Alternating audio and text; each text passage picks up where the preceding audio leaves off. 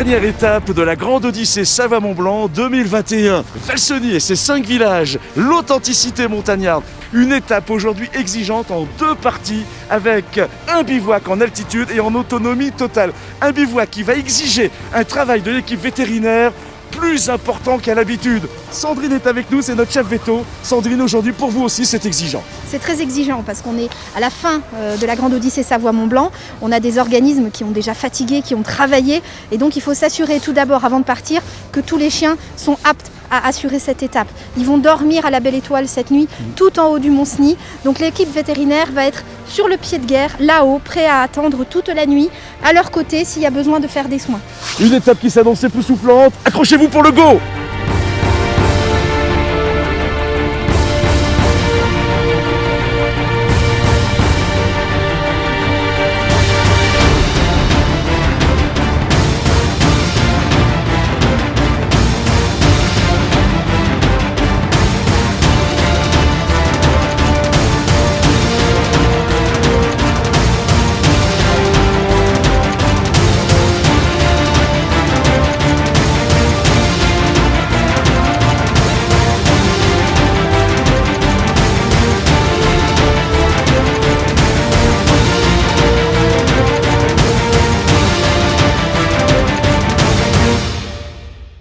Les 27 attelages ont parcouru 45 km et 1400 mètres de dénivelé avant de s'installer à la base polaire du Mont Cenis.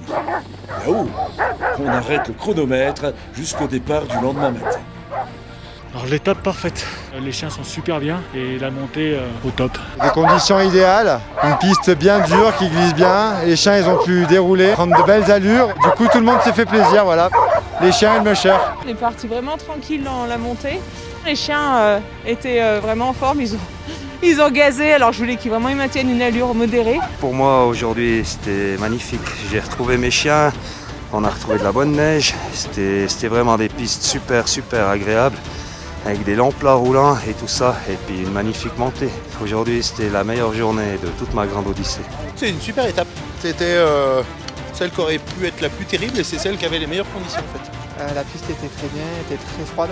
Les chiens étaient heureux, ont accéléré, très rapide, ils aiment la nuit, donc dès que la nuit est tombée, c'était parti. Tout est nickel, le musher est en forme, les chiens aussi. Ma stratégie pour le bivouac, c'est dans un premier temps de tout de suite couvrir les chiens, donc leur mettre les manteaux, leur mettre de la paille pour éviter qu'ils restent au contact de la neige. Et après, je vais tout de suite les réhydrater pour qu'après, ils puissent, dans pas longtemps, aller se mettre au chaud dans la tente. Je travaille avec du Scandinave Hound, donc c'est des chiens qui sont, on va dire, plus adaptés aux températures positives, mais par contre, c'est des chiens qui sont pas faits pour dormir dehors. Pour leur confort, je veux qu'ils dorment dans la tente et ça va aussi les aider à récupérer beaucoup mieux.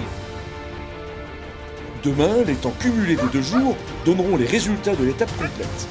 En attendant, les mushers ne bénéficient d'aucune aide extérieure durant le bivouac et dorment sous tente ou à la Belle Étoile avec leurs chiens.